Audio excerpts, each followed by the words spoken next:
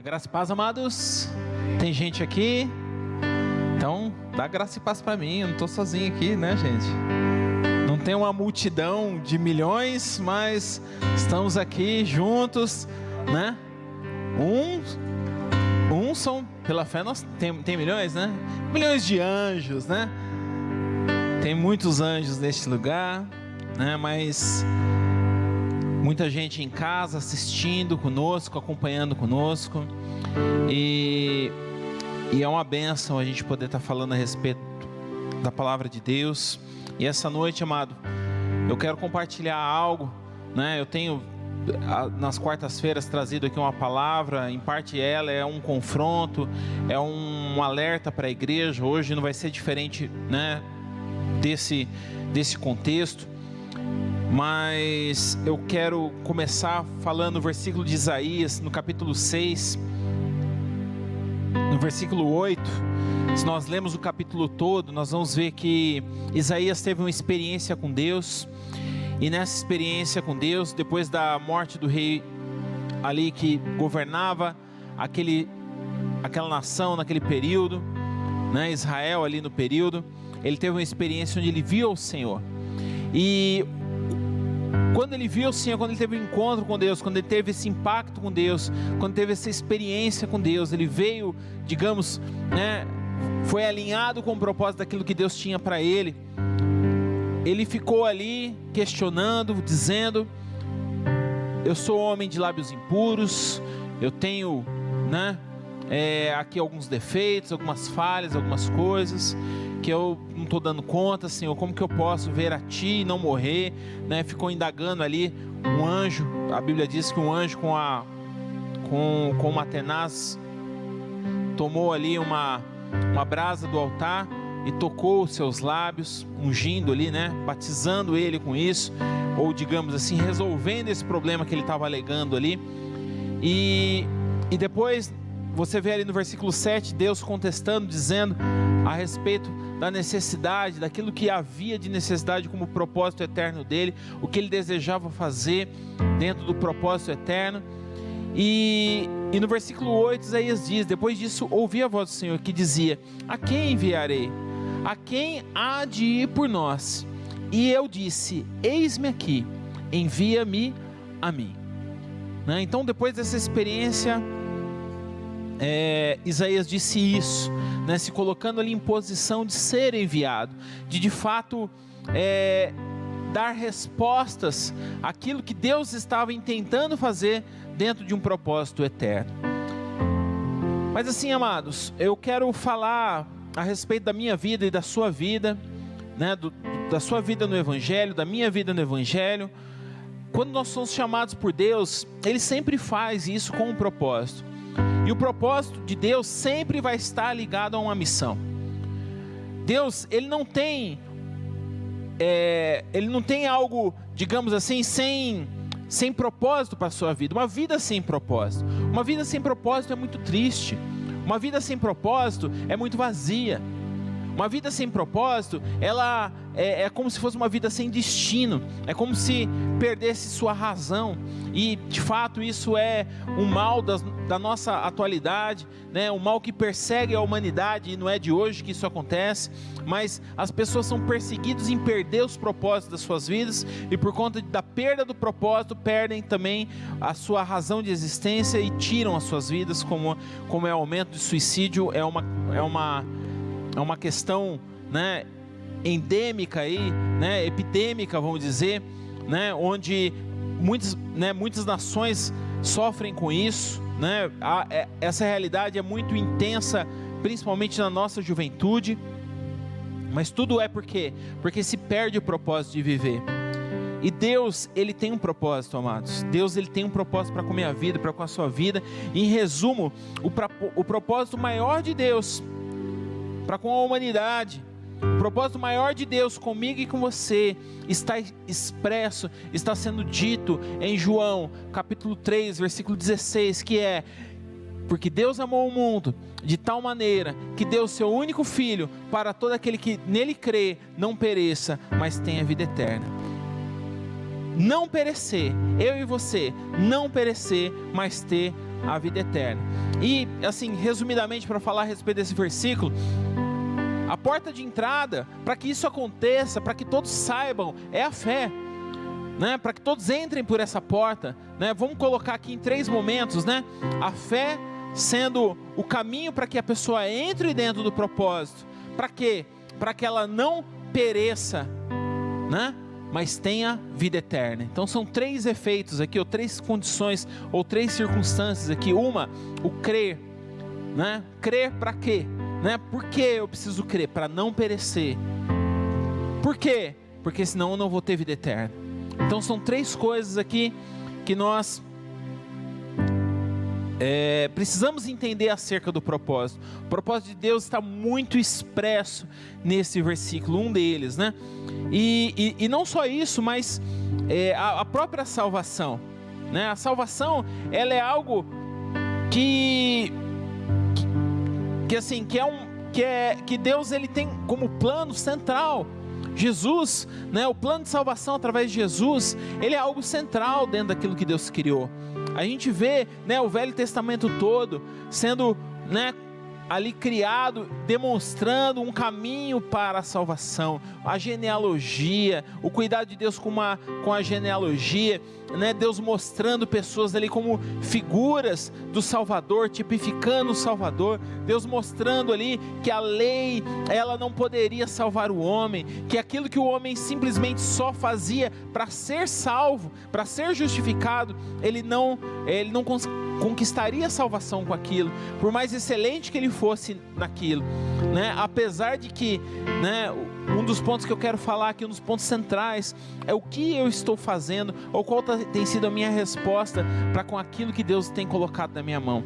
Qual tem sido a resposta em relação ao propósito que Deus tem para com a minha vida, né? O quanto eis-me aqui, eu estou dizendo, como Isaías disse, né? O que eu estou fazendo com esse eis-me aqui? A Bíblia, ela é repleta, né, de trechos a respeito da salvação, né? Eu vou ler alguns aqui rapidamente.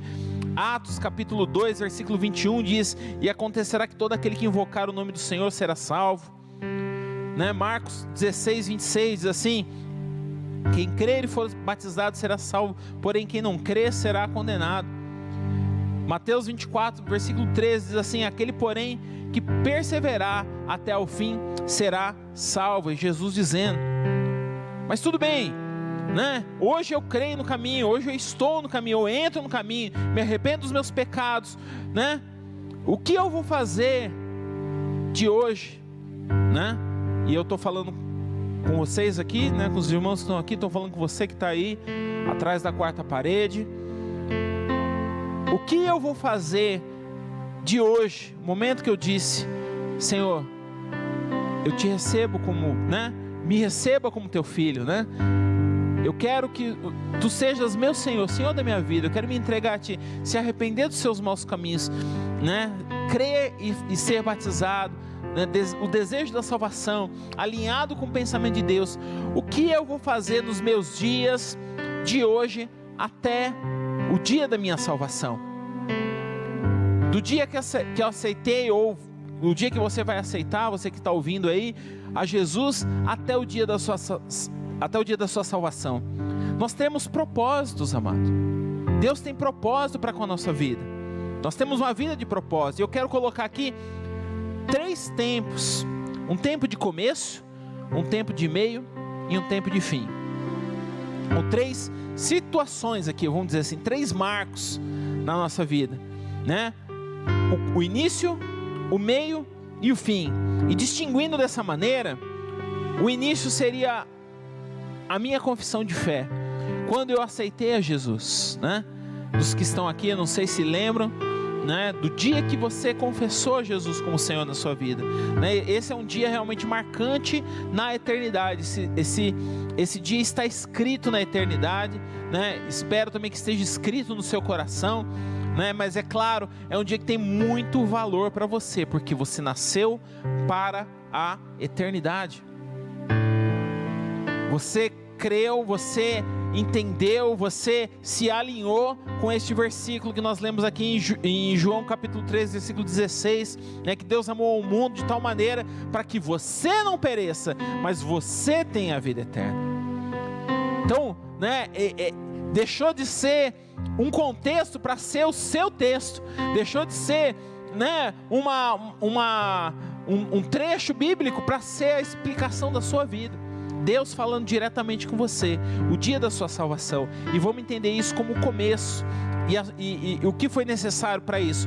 A fé, a confissão de fé, né? Naquele dia você veio para Cristo, ou virá para Cristo, naquele momento, né, você foi ligado em fé, e você disse, né, que recebe a Jesus como Senhor na sua vida, você aceitou Ele como Senhor na sua vida, que desejava ter a vida eterna, e ali, né, como nós lemos aqui, né, quem crer e for batizado será salvo. Então você alcançou essa condição, né, essa possibilidade da salvação. E uma situação, né, chamando isso aí de início, foi o dia da sua confissão de fé. Eu vou falar aqui como meio, né, a situação de meio, que eu poderia chamar inclusive de passagem. O que é esse meio? O que é essa passagem? Né? Muita gente não gosta de falar a respeito disso, mas ela é uma das certezas da vida. Essa passagem é a morte, né? A gente, para amenizar, a gente fala assim, é quando a gente vai dessa para melhor. E espero que seja de fato dessa para melhor. Eu não quero causar o terror em ninguém aqui, apesar de talvez, né, algo do que a gente vai falar aqui ser aterrorizante, mas este meio, né, é exatamente essa passagem. Essa é uma das certezas da vida. Ou nós seremos arrebatados, ou nós morreremos, chegará o fim para nós. E por que eu estou falando disso, amado? Porque nada mais pertinente do que os tempos de hoje a respeito disso. Quantas pessoas com medo de morrer? Quantas pessoas com medo de sair de casa, de pegar o Covid? A gente tem que tomar os cuidados, claro, a gente tem, né, o pastor Ronaldo falou a respeito de coragem. Não lembro se foi domingo agora, ou foi no culto anterior, creio que tenha sido no anterior. Falou a respeito de coragem, né, de muitas pessoas não se encorajando, ou se acovardando diante de uma situação de perigo. É claro que nós temos que ser zelosos, prudentes, se cuidar, se lavar, né? Mas se o Senhor não guardar a cidade, em vão vigia o sentinela. É o Senhor que nos guarda, e o Senhor sabe esse dia do fim. Nós precisamos sim ser vigilantes, né? Ser o vigilante, mas é o Senhor quem guarda a cidade. E falando sobre esse dia da morte, né? Alguns irão morrer, outros serão arrebatados. E eu quero falar também sobre esse tempo do fim, e haverá o fim, né? Depois do meio haverá um fim, vai vir um fim, vai ter um fim, as coisas vão se consumar, amados. Hoje nós estamos sujeitos ao tempo. Haverá a partir dessa condição, dessa situação de morte, ou de arrebatamento, ou de ressurreição, não seremos mais sujeitos ao tempo. Nós estaremos dentro da eternidade. A eternidade é atemporal. Ela não tem fim. A eternidade é algo que a gente não tem mais, né? Vamos falar assim, não tem a chateação de ficar esperando. Não tem chateação de ficar esperando, vamos ficar esperando aqui acontecer algo na eternidade. Não tem essa chateação. Depois que acontecer esse momento do fim, digamos que é depois do meio, né? Ou do início, que é a salvação, até o meio, nós estamos sujeitos ao tempo. Depois do meio até a eternidade, amado, o tempo já não tem mais valor, vamos dizer assim. E assim, muita gente tem medo de falar sobre isso, ou tem medo de citar a respeito disso, né? Dessa passagem da morte, ou de questões apocalípticas, né? Porque tanto não entendem, tem medo, né? Tem medo, tem muito mito, tem muita inverdade. A gente estava um dia desses aí né, com o grupo de célula, né, Carol? A gente estava com um grupo de célula falando a respeito de coisas do futuro, inclusive. Como que será? Como será, né? Quem vai para o inferno, como é que é? Quem vai para o céu, como é que é? Né? Para onde a gente vai quando morre? Né? São perguntas que muitas pessoas têm. A gente estava ali conversando, debatendo, né, Carol? E tem muito mito nesse sentido, e muita gente tem medo a respeito disso. E a falta de conhecer, muitas vezes, faz a gente se posicionar erroneamente em relação a isso, mas não é sobre isso que eu vou falar. E os irmãos, por favor, me lembrem aí de falar a respeito disso, que eu acho que é algo importante também para ser dito, mas não vai ser o que vai ser dito hoje. O que eu quero dizer é o que você está fazendo hoje, eu e você, ou seja, o que nós estamos fazendo a respeito desse tempo que nós temos entre o início e o fim da nossa história eterna. O meio, ele não vai interferir no que vai acontecer no futuro, mas o que nós fazemos hoje vai e interfere pesadamente o que vai acontecer depois do meio. Não é a morte que interfere, mas é o que eu decido hoje, mas é o caminho que eu estou hoje, mas é aquilo que eu pratico hoje, mas é aquilo que eu vivo hoje. Ou seja, no caminho, ou seja, do início ao meio. Os nossos dias, amados, é algo muito importante. O nosso tempo é algo muito importante, algo que não volta. As coisas que nós fazemos são muito importantes, porque isso aqui vai acabar. Né? Vamos falar assim, a gente fala aí de recursos naturais, a água é preciosa, um dia vai acabar, a humanidade não vai ter. Ué, e o tempo? Esse sim é um bem escasso. Você acha que a gente, né? Por acaso você acha que a gente tem muito tempo? Jesus está às portas, nós não temos muito tempo. A salvação está às portas, né? Essa virada, este meio está às portas, amado. Jesus está às portas. E essa mensagem é uma mensagem para a igreja, para que a igreja se desperte a dizer: eis-me aqui, a se posicionar dentro do propósito, a não ficar aí dormindo, a não ficar aí cochilando, a não ficar aí parasitando, a não ficar arrumando desculpa para não entrar dentro do propósito no qual ela foi chamada. Sabe, amado, as escolhas que nós fazemos hoje vão interferir na eternidade pesadamente. Vão definir para que lugar nós vamos. Vão definir se Deus vai dizer para nós: servo bom e fiel, entra no gozo do teu Senhor. Ou vai definir se a gente vai ouvir. E eu não vou ouvir. Falei isso, vou repetir hoje aqui. Eu não vou ouvir, eu não quero ouvir. E eu não quero que nenhum de vocês, nenhum dos que estão aqui, ouçam isso. Servo mau e negligente, afasta-te de mim, porque eu não vos conheço. E esse lugar para onde você vai ser um lugar de choro e ranger de dentes. Misericórdia, você não vai para esse lugar. Eu não quero que você vá para esse lugar. Mas esse lugar, amado, é um lugar bíblico. E a Bíblia fala sobre isso. Nós falamos aqui na semana passada. São 8 lugares onde Jesus fala. São mais lugares, né? Mas tem 8 textos aqui relacionados a choro e ranger de dentes.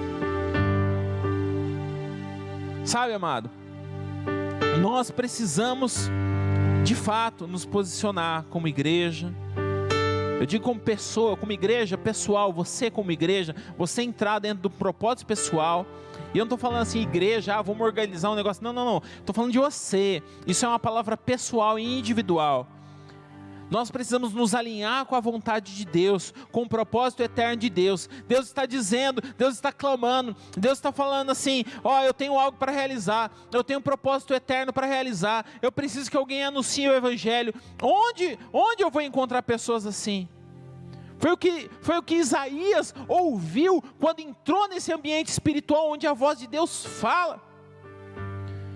Deus está falando, Ele já disse isso lá na eternidade, isso está soando nas frequências espirituais. Quem se eleva a esse lugar em oração e busca entender a voz e o propósito de Deus, vai ouvir e não vai ouvir diferente. Quem enviarei? Quem enviarei? Quem eu enviarei? Por isso, amado, eu creio que é muito importante, né? E algo que eu costumo dizer, que o desejo da salvação é o alinhamento perfeito entre a minha vontade e a vontade de Deus. Porque a partir do momento que eu vivo o ambiente da salvação, que eu entro dentro da condição de salvação, eu concordo com aquilo que Deus quer. E vamos entender como esse desejo e essa vontade como o primeiro passo, mas tem outros passos. E um outro passo dentro do ambiente da salvação é ouvir essa pergunta e dar uma resposta. Deus falando, a quem enviarei? E você dizendo, eis-me aqui, Senhor. Deus está falando isso na eternidade. Entenda que essa experiência, amado, foi com Isaías, mas foi relatado para mim e para você. Deus falou isso na eternidade. Isso é para mim e para você. Isso é para a igreja, isso é para uma igreja escolhida, para representar o mundo espiritual, mano. Se você e eu, nós precisamos nos alinhar com isso. Assim, a questão da salvação, sabe, amado, é algo chave para a nossa vida. E só como um exemplo aí, e eu quero falar isso para alguns que não se acham dignos de ser usados por Deus, não se acham dignos de salvação, não se acham dignos de contribuir, que a sua vida não pode contribuir com o reino de Deus. Eu quero dizer que a primeira pessoa salva foi uma pessoa totalmente indigna. Foi um dos mais indignos. Essa pessoa, ela tomou a minha frente, passou a fila, foi na sua frente, foi na minha frente, foi na frente de todo mundo, porque Jesus prometeu para ele, hoje ainda estarás comigo no paraíso. Ele foi. Simplesmente porque ele creu, simplesmente porque ele decidiu viver Jesus naquele momento. O tempo que ele teve foi muito curto. Foi muito curto. Eu tenho certeza que se esse cara, ele tivesse a oportunidade de sair dali, ele seria um Paulo. Ele seria, né, um apóstolo, um anunciador do evangelho. Eu tenho convicção que se esse camarada, é claro, Deus cumpriu um propósito eterno, amado, para mostrar que o caminho do céu são para os indignos. É para o que se sente indigno, sim. Quem nos faz digno é Ele nos dignifica. E Ele é digno de todas as coisas, digno de receber nosso louvor, digno de receber nossa adoração. Ele é digno, nada que eu faça vai me tornar mais digno. Sabe? Eu vou dar um exemplo aqui, um assunto da atualidade, né? Estão se discutindo aí, por exemplo, a respeito, né, da aprovação ou não de aborto. Isso é um assunto assim que está muito em pauta nos dias atuais, muito mais por conta de um caso aí de estupro. E falando sobre castração química e outras coisas mais. E pensa o seguinte, né? A castração química sendo uma chance para uma pessoa, dentro do tempo dele, ainda se reingressar à sociedade, né? E ele escolher isso, né? Eu não quero entrar aqui no mérito, se deve ou não deve e tal, não é isso que eu quero fazer, mas usar isso aqui como exemplo, dizendo que mesmo uma pessoa que cometeu um dos piores crimes, né? Algo como isso é uma proposta, né? Para poder dar chance para as pessoas ter uma progressão de pena e se reintegrar na sociedade. Olha só que risco, né? E muitos acham que mesmo isso não é adequado. Tem que ter pena de morte porque, né, é um crime hediondo, a pessoa não tem reparação, né? Essa pessoa tem que morrer. Assim, amado, a nossa cabeça humana, a nossa mentalidade humana, mundana, cheia de justiça própria, nunca vai compreender a graça de Deus dentro da sua infinita misericórdia.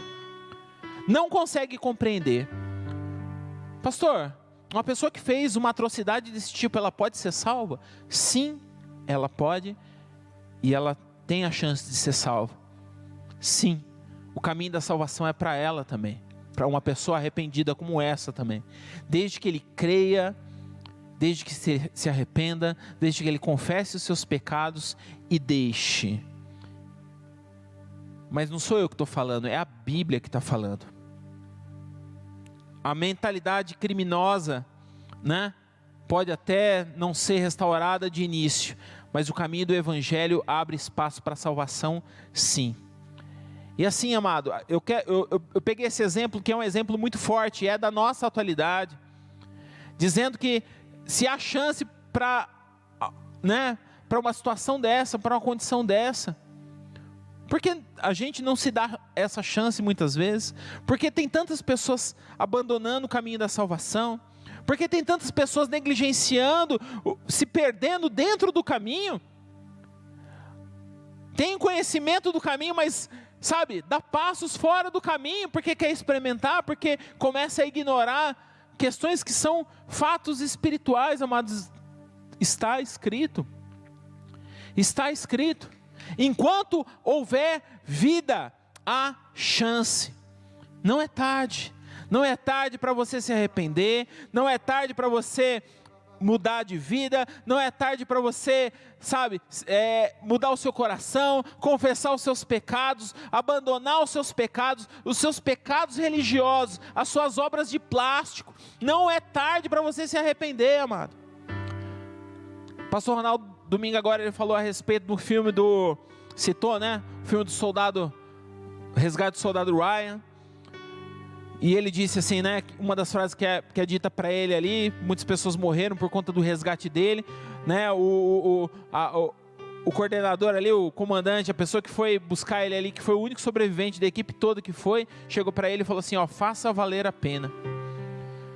Faça valer a pena a sua vida, porque você viveu para que outros, né, em detrimento de outros que morreram, você viveu. E nós estamos nessa situação, amado. Nós temos o Evangelho hoje aqui sendo dito, sendo proclamado, num país livre, num país laico, onde a gente pode falar a respeito disso, mesmo pela internet, tendo essa liberdade, porque muitos morreram por isso. E eu e você, nós estamos desonrando os irmãos que morreram quando nós não fazemos valer a pena aquilo que foi feito por eles lá atrás. E hoje nós estamos carregando esse bastão. Sabe, amado? É exatamente isso que eu gostaria de dizer. Que muitos estão se perdendo no caminho. Muitos outros estão se perdendo porque não conhecem o caminho. Como ouvirão se não há quem pregue, né? Está lá em Romanos capítulo 10, versículo 14, Paulo dizendo, como porém invocarão a quem não creram? Como crerão naquele que nada ouviram? E como ouvirão se não há quem pregue? Por que a gente negligencia, né? Muitos estão se perdendo, amado, porque não há quem fale a respeito do caminho. Ou seja, negligência de quem conhece a Cristo. Isso é muito sério. Uma grande parte da igreja, infelizmente, nos dias atuais, está em apostasia, afastado, esfriado. E sabe por que eu estou falando tudo isso, amado? Porque eu estou preocupado com isso. Porque o Espírito Santo tem me incomodado em relação a isso, para movimentar essas águas, né?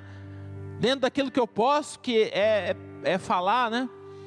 É ministrar, é orar, é interceder, é queimar. Tudo que eu posso, eu faço, assim, né? Claro, dentro das minhas limitações, a esse respeito. Eu tenho orado por isso, tenho clamado para Deus acender e avivar a sua igreja.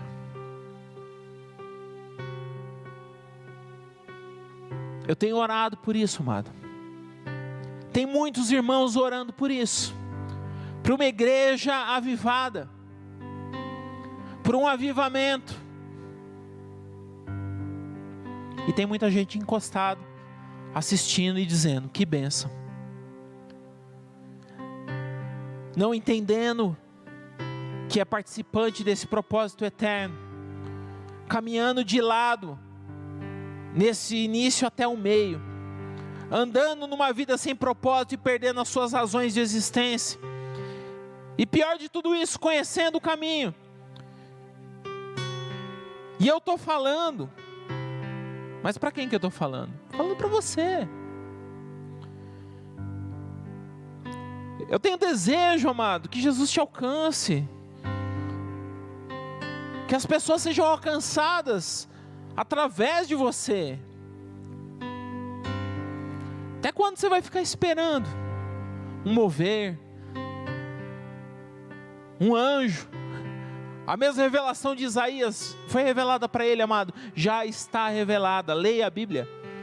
Já está revelada. Já foi revelado. O segredo foi revelado, amado. Está escrito.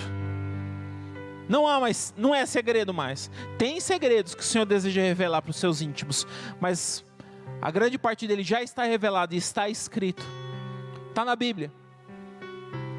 Mas até quando eu e você vai ficar negligenciando? Até quando a gente vai ficar colocando a culpa nos pastores, a culpa na liderança, a culpa na estrutura, a culpa na falta dos eventos, a culpa...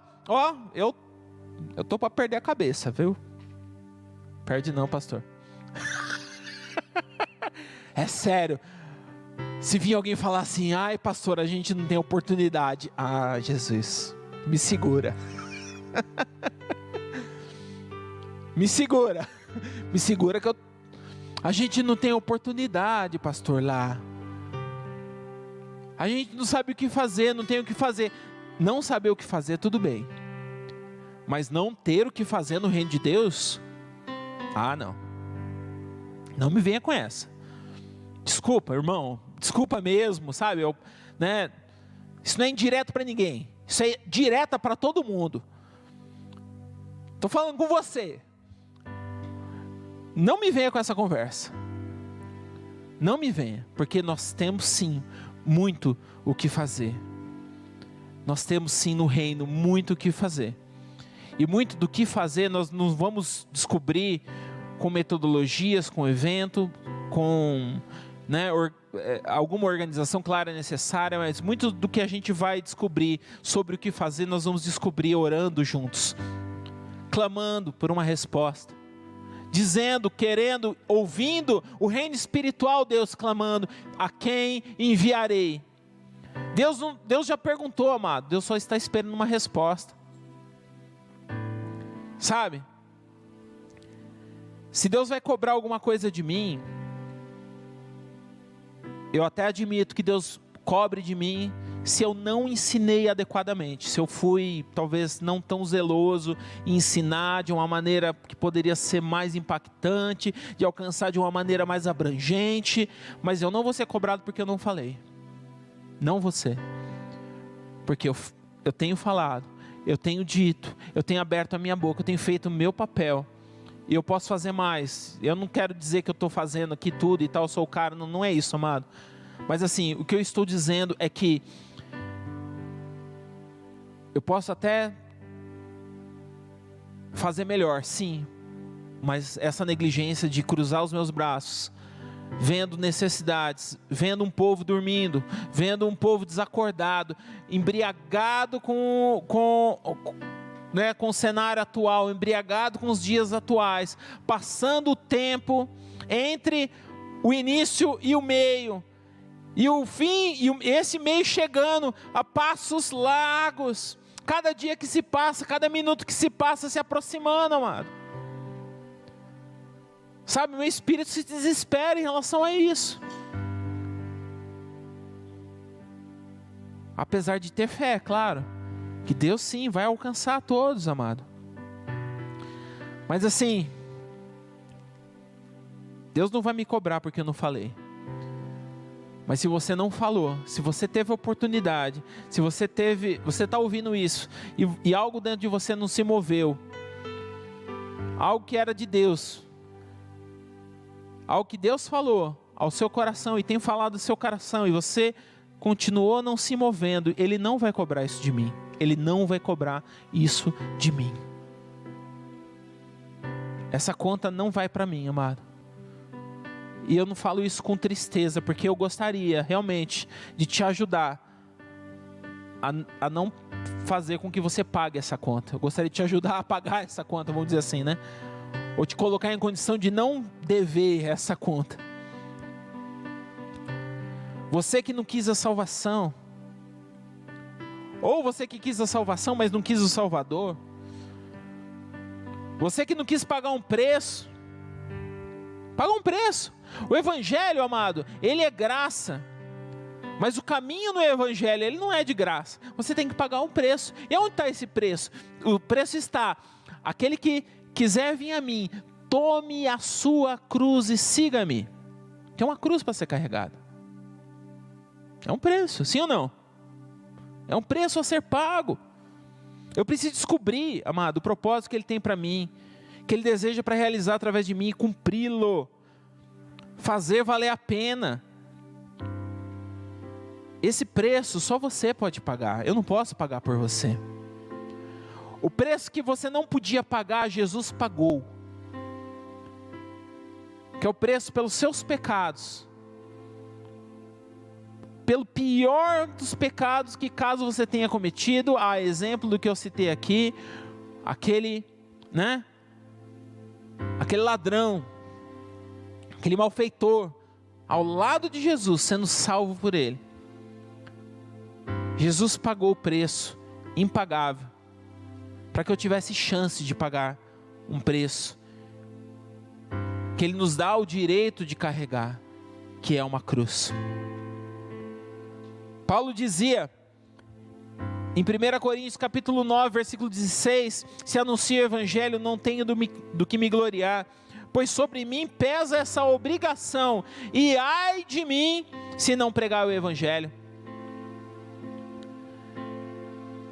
Isaías, naquele versículo mesmo que nós citamos, no versículo 5 do capítulo 6, ele disse assim: ai de mim, estou perdido, porque sou homem de lábios impuros, habito no meio do homem de lábios impuros, e os meus olhos viram o Rei, o Senhor dos Exércitos. Eu pergunto para você, amado, qual que é o problema? Qual que é o problema? Tem algum problema aí? Qual que é o problema? Por que você não entra no propósito? Olha, as desculpas, elas vão ser válidas até esse momento da virada. Toda desculpa vai ser válida até esse momento da virada. Mas passou esse momento, amado, acabaram as desculpas. Nenhuma desculpa mais faz sentido. Nenhum argumento faz sentido. Não vai adiantar você dizer, mas é que o pastor, mas é que é a igreja, mas é que não me deram oportunidade. Não vai adiantar dizer nada.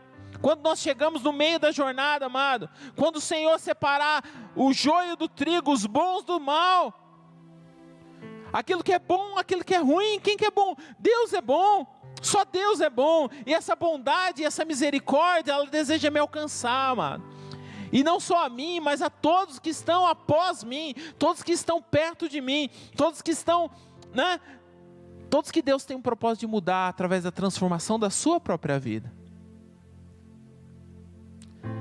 Como nós falamos aqui na semana passada, o objetivo do Evangelho é que cada dia mais eu seja transformado de glória em glória. Segundo a imagem de Cristo, amado, nós nos tornamos a semelhança dele. Muitos mesmo estão se perdendo no caminho, se entregando com negligência. Isso é muito sério, amado. Uma parte muito grande da igreja está em apostasia, em esfriamento espiritual. A desculpa perfeita, fique em casa, hashtag. E eu não estou assim, com isso eu não quero oprimir ninguém. Você que está em casa, glória a Deus pelo teu sofá. Eu confesso que eu tenho uma pequena inveja de você, que eu gostaria de agora estar ouvindo alguém falando aqui comigo, alguém me confrontando e eu sentado no meu sofá comendo uma pipoca e chorando. Eu queria isso, mas como é você, não sou eu. Um dia eu vou poder fazer isso, e eu não quero que você sinta uma opressão a respeito disso, mas eu quero que você sinta um peso de responsabilidade em relação ao seu chamado, em relação àquilo que Deus já planejou na eternidade a seu respeito, a respeito daquilo que Deus já tem por fazer através da sua vida. E novamente, eu não quero gerar terror aqui, amado, mas nós precisamos aprender a temer a Deus. E temer não é simplesmente ter medo. Temer é muito mais do que isso. Temor, amado, né, é o princípio da sabedoria. Provérbios fala exatamente isso, porque o princípio da sabedoria, o temor ao Senhor é o princípio da sabedoria, mas os loucos desprezam a sabedoria e o ensino. Provérbios capítulo 1, versículo 7 fala isso. Temor, amado, além de significar medo, ele fala que é respeito, reverência, piedade, devoção. Só é devoto a Deus quem teme a Deus, sabe? E eu não quero falar, né, assim, não quero também pesar dentro de um contexto mais despojado, né, que nós estamos, sim, a gente tem uma liberdade, só que a gente usa muitas vezes da liberdade, amado, da liberdade que nós temos, né, porque a gente acha que não fazer determinadas coisas, isso aqui não vai me mandar para o inferno, isso aqui não vai, né, eu não vou perder minha salvação por causa disso aqui não tem problema, isso aqui Deus não pega nada, Deus passa um pano, Deus não passa pano coisa nenhuma não, meu irmão. Os nossos dias estão contados, Deus está à porta, Jesus está às portas. Eu preciso temer a Deus. Jesus, Ele dizendo que nós devemos temer a quem, amado? Lá em Mateus capítulo 10, versículo 28 fala: não temais os que matam o corpo e não podem matar a alma. Temei antes aquele que pode fazer perecer no inferno tanto a alma quanto o corpo. Meu Deus, misericórdia. Sabe, a gente, né? A gente, muitas vezes, por falta de temor, a gente negligencia. Começa a andar num caminho largo, o caminho não é largo, o caminho é estreito. O caminho é estreito. E não é a porta estreita como é da internet. É algo muito sério. É muito sério isso.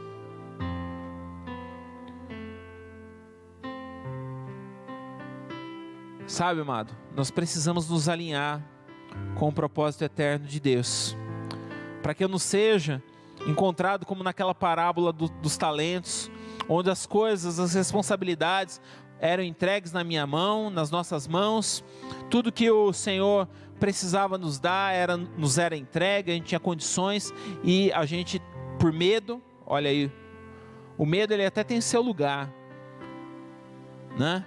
Mas se o medo parar você, eu tenho medo de que o pastor não me aprove, eu tenho medo de alguém me criticar, eu tenho medo de ser ridicularizado, eu tenho medo de, sei lá, né, de não falar certo, eu tenho medo, né, deles começarem a me reprimir, de falar mal de mim, eu tenho medo. Meu irmão, infelizmente, o seu medo vai fazer você enterrar aquilo que Deus está entregando na sua mão. O caminho não é por aí. Você precisa ter temor. E temor por quem pode, né? Temor a Deus. Por quem pode mandar tanto alma quanto corpo para o inferno. Esse poder está nas mãos de Deus. E Ele já falou como que Ele vai fazer isso. Com quem Ele vai fazer isso. E todos esses versículos que eu citei na semana passada, né? Vou falar alguns deles aqui de novo. Sabe? Pessoas que negligenciaram as lágrimas de clamor nesses dias. Exemplo que Jesus fala sobre choro e ranger de dentes. Mateus capítulo 8, versículo 11 em diante, que fala sobre a cura do centurião. Ela fala exatamente sobre a negligência dos filhos do reino. Estude isso, amado. A negligência dos filhos do reino. Porque não tiveram fé, não tem fé como aquele homem que veio de uma terra estrangeira. Jesus falando em Mateus capítulo 13, versículo 36 a 43, falando a respeito do joio e do trigo. Nós falamos aqui um pouquinho, né? Isso daqui fala sobre pessoas que praticam iniquidades, causam escândalo no reino de Deus.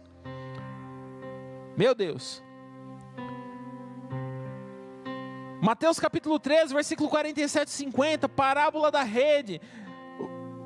Deus escolhendo, aqueles homens ali escolhendo os peixes bons e os maus. E ao final, né, que os peixes ruins seriam lançados ao fogo, né, e ali haveria choro e ranger de dentes.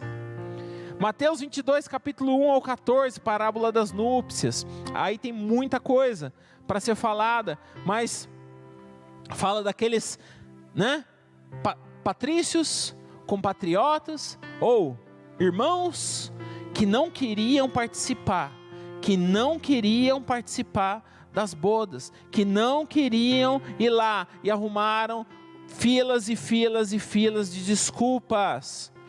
Amado, as nossas desculpas acabam naquele dia. As nossas desculpas acabam na virada, porque passou da virada, não tem mais desculpa, amado. Ou é entra no gozo do teu Senhor, ou é choro e ranger de dentes. Acabou. Hoje eu tenho escolha. Hoje eu tenho escolha, sim. Eu preciso, amado, honrar as minhas escolhas, né? Nesse mesmo trecho dessa parábola das núpcias aqui, ele fala de uma pessoa que foi para a festa sem estar vestido adequadamente. Esse cara foi lançado fora. E ali haveria choro e ranger de dentes. Servo mau e bom, em Mateus capítulo 24, 45 em diante. Fala, né, das pessoas que acham que Jesus está demorando. Tem muita gente que acha que Jesus está demorando, que ele não vem. E aí maltrata as pessoas, fala de qualquer jeito e tal, né? Falamos aqui da parábola dos talentos, Mateus 25, 14 em diante. Lucas 13, versículo 22 em diante, fala sobre a porta estreita dos que praticam iniquidade. E o último que eu queria citar aqui é de Lucas 16, versículo 19 em diante, sobre o rico e Lázaro. Aqui não fala especificamente sobre choro e ranger de dentes, mas fala que é um lugar de tormento. E ali, né, Abraão dizendo, né, para o rico, olha, eles têm a Bíblia e os profetas, eles têm a palavra de Deus e os profetas.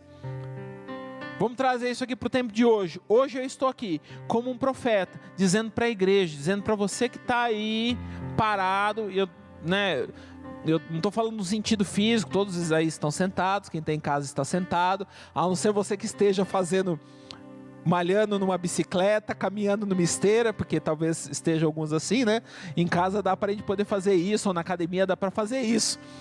Mas eu estou dizendo para você, amado, que não está se movendo dentro do propósito que Deus tem para a sua vida. Dentro do propósito que Deus tem para fazer na sua vida, amado. Não negligencie o seu chamado. Não negligencie aquilo que Deus já fez por você, já determinou na eternidade. Eu e você, nós precisamos descobrir isso junto. Eu quero te ajudar a fazer com que você descubra isso, amado, e cumpra o seu papel. Mas não depende de mim, não depende da igreja, sabe? Não depende da igreja. Meu sonho é ir para o Haiti, pregar o evangelho, né? Para o Havaí, né? Eu sou surfista, então eu vou para o Havaí pregar o evangelho, né? E eu só não fui porque a igreja não quer me mandar, porque eu já falei que queria ir, né? E a igreja não quer me mandar e eu não vou. Meu irmão, Bertioga está aqui. Não tem praia em Bertioga, né?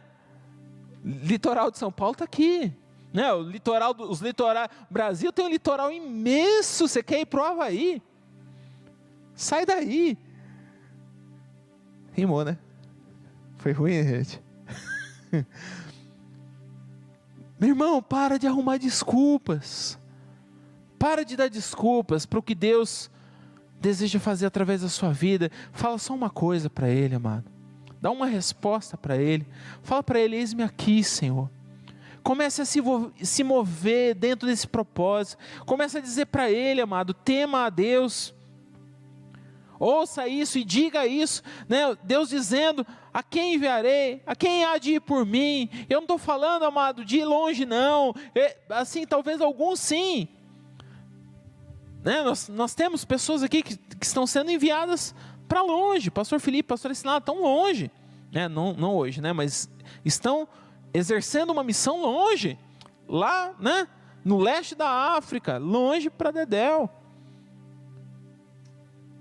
Eles estão lá. Tem outros irmãos conhecidos nossos, estão longe. Tem gente conhecida nossa, está no Japão. Tem gente conhecida nossa, está no Camboja, está no Nepal. Tem gente conhecida nossa, está em outros países da África, Angola. Tem vários lugares, amados. Tem várias necessidades. Tem gente exercendo, né, trabalhos missionários nos Estados Unidos. Pasmem, nos Estados Unidos. Tem gente exercendo trabalhos missionários, né, na Itália, na Irlanda. Pastor Nivaldo, pastora Neuza, né, tem um trabalho na Itália, já exercendo um trabalho na Irlanda, na Inglaterra. A Europa está morta. Mas eu não estou falando de longe não, amado. E eu não estou falando de daqui a um tempo não.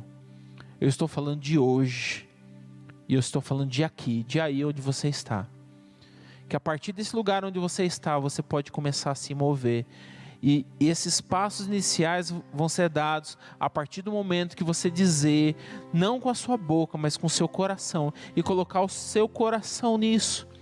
Se você não orar por isso, se isso não for o seu clamor, amado, eu tenho para te dizer que você vai ficar no meio desse mundo, passando os seus dias, e vai chegar ao final desses dias, nada vai acontecer, e uma eternidade muito triste tem para você e para muitos que poderiam ser salvos através de você. Se a igreja não se entender dessa maneira, amado, se você não se entender dessa maneira, infelizmente você será aquela metade das noivas que não se encheram do óleo, não se encheram do azeite e ficaram pelo meio do caminho. Que a porta bateu, né, à sua frente, a porta bateu em si, né? E ficando de fora, não tinha o que fazer. Eu e você, amado, não podemos ficar de fora. A gente precisa entender que o Evangelho é um caminho. O caminho ele aceita, ele começa na salvação, na aceitação de Jesus como Senhor na nossa vida. Mas ele não pode e não deve parar aqui.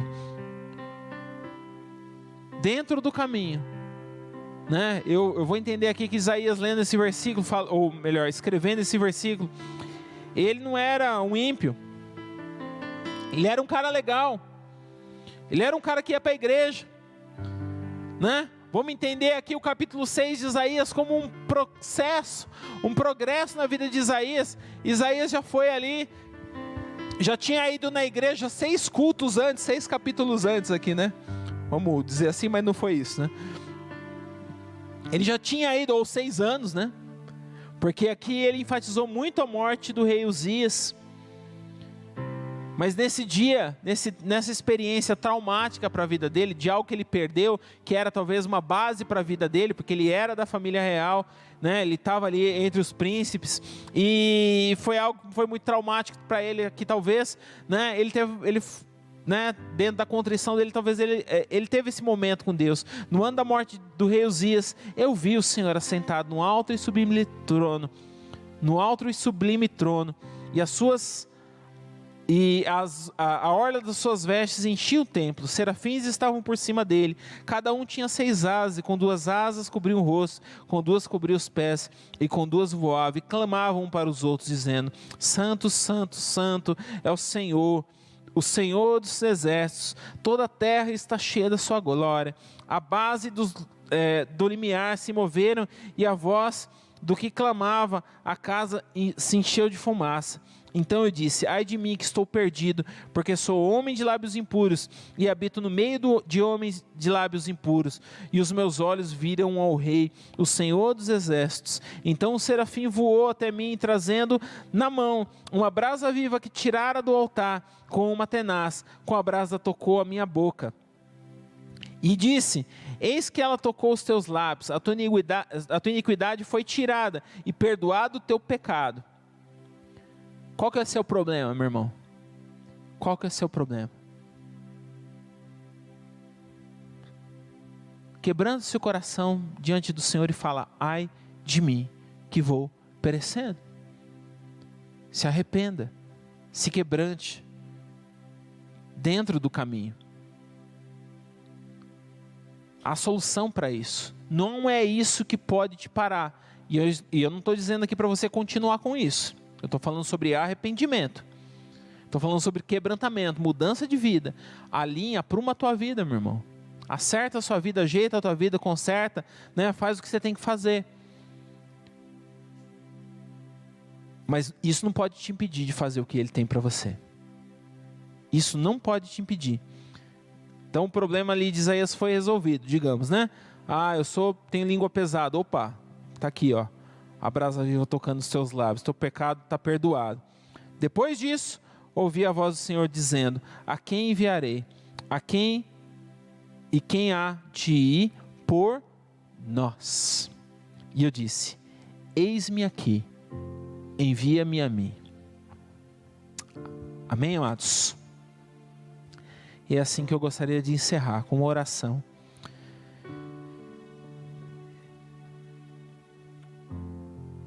Feche seus olhos. Que o Senhor possa nos mover nesse sentido, nessa direção, nesse caminho.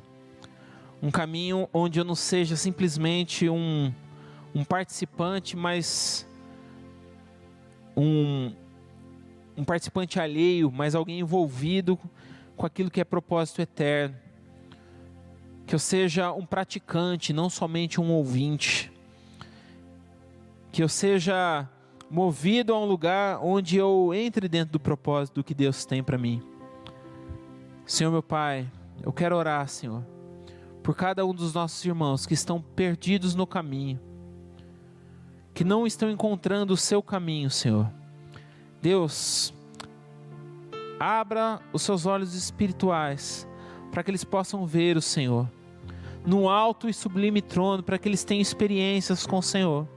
Deus, na sua intimidade, na sua oração, Deus, no seu coração, que eles sejam movidos, Senhor, não por tristeza, Senhor, mas por quebrantamento, não, Senhor, por uma emoção da alma, do sentimento, Senhor, mas sejam movidos, Senhor, por uma decisão, por um coração voltado para Ti, Senhor, um coração quebrantado e arrependido, no qual o Senhor não rejeita. Deus, em nome de Jesus, Senhor, encontra, meu Deus, no coração de cada um de nós, meu Deus, espaço para cumprir da Tua vontade, para o cumprimento da Tua vontade, Senhor. Deus, e nós sabemos, Senhor, que teremos que abrir mão da nossa vontade para cumprir a Sua, Senhor. Há muita negligência, Senhor, no meio da Tua igreja. Há muita negligência, Senhor, em não se encher de azeite, em não se preparar, e não acender as suas lâmpadas, e não se preocupar com a santidade, com as suas vestes brancas, Senhor.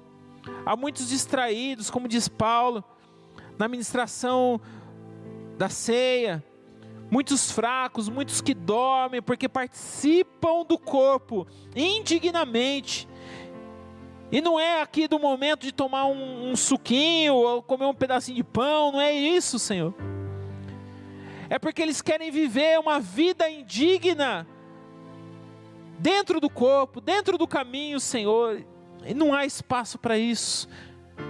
O final desse caminho é choro e ranger de dentes, meu Pai. Acorda essa noiva, desperta essa noiva, Senhor, negligente, desperta essa noiva que está preocupada, Senhor, em fazer negócios, em casar, em dar-se em casamento, em fazer a sua junta de bois, em fazer as suas coisas, Senhor, e não preocupadas com o Teu reino, Senhor, com a Tua justiça, não preocupada com a misericórdia, Senhor, não preocupada, Senhor, Deus, em acender as lâmpadas, e encher do óleo, meu Pai, as suas lâmpadas.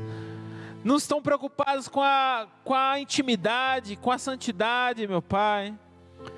Quebranta, Senhor, a noiva negligente, a noiva que dorme, meu Pai.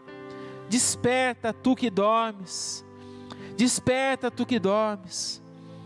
Deus, em nome de Jesus, eu oro, Senhor, por aqueles que vão vir após nós, meu Pai. Que irão ser despertos, Senhor, depois da gente, Senhor. Por nós, Senhor. Deus, em nome de Jesus, coloca ao nosso caminho, Senhor, pessoas, sim, para serem servidas, meu Pai. Deus, para que a gente, Senhor, possa exercer aquele propósito no qual Tu tens para nós, meu Pai. Deus, que eu não seja cada um de nós, Senhor, que está orando e clamando por isso, possa dizer: eis-me aqui, Senhor, eis-me aqui, Senhor, envia-me a mim, faça comigo, Senhor, não com outro, em mim, Senhor, não em outro, meu Pai, não somente em outro, mas em mim, meu Pai. Deus, em nome de Jesus, Senhor, que eu assuma essa responsabilidade, essa cruz, Senhor, e caminhe firmemente ao alvo que é a cruz, é ao meio da cruz, que é por meio da cruz, que tudo se faz, que tudo se fez novo, papai. Em nome de Jesus, Senhor, mobiliza a tua igreja nisso. É o que nós pedimos e te agradecemos, Pai. Amém. Amém, amados. Glória a Deus. Que a gente possa se mover nisso. Amém.